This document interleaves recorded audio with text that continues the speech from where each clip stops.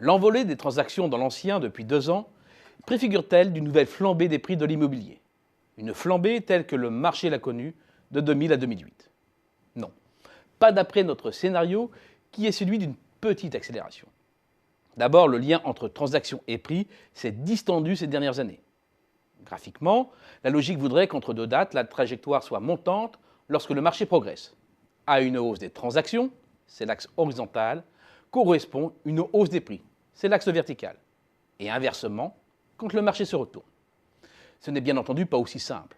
Les travaux de Joseph Combi sur l'évolution des prix à Paris ont, il y a longtemps, montré l'existence d'un décalage temporel, la variation des transactions précédant celle des prix. Or, cette logique est en partie remise en cause, comme le suggère l'analyse du marché depuis le début des années 2000, c'est-à-dire au moment où la hausse des prix s'accélère un peu partout en France.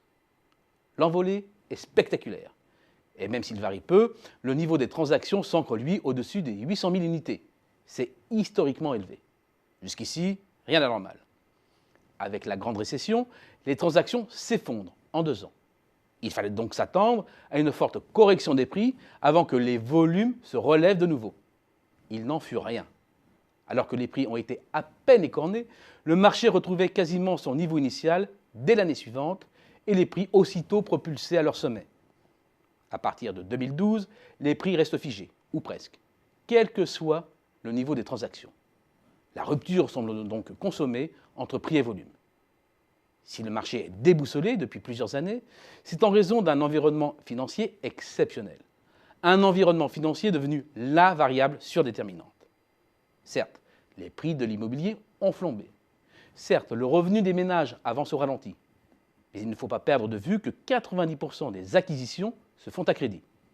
Il est donc nécessaire d'intégrer dans l'analyse, outre les revenus des accédants, celle des taux d'intérêt et de la durée des prêts qui apportent une capacité d'emprunt supplémentaire.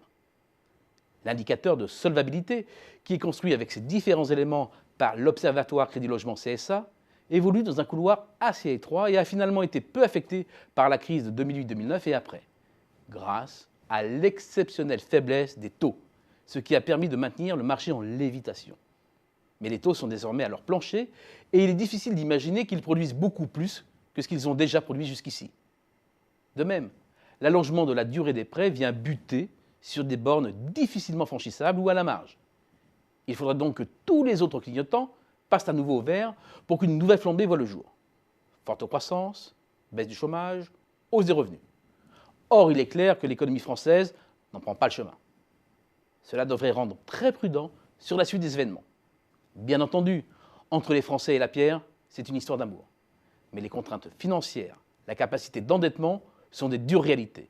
C'est bien pour cela qu'après 1% de hausse environ cette année, les prix dans l'ancien progresseront, selon notre scénario, de près de 2,5% en 2017. Ce n'est pas une flambée, mais une petite remontée.